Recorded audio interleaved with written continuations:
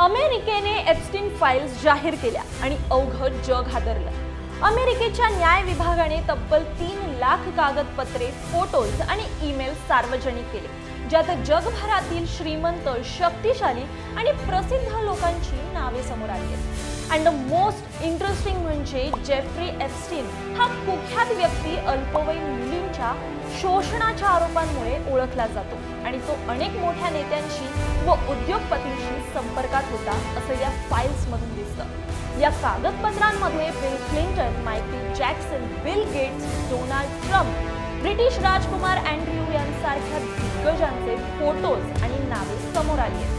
सध्या तरी हे फोटोज अमेरिकेपुरते मर्यादित आहेत, पण भारतात खळबळ उडवणारा दावा पृथ्वीराज चव्हाण यांनी केलाय। ते म्हणतायत की एप्स्टीन फाईल्समध्ये भारतातील काही आजी माजी खासदारांची नावं असू शकतात।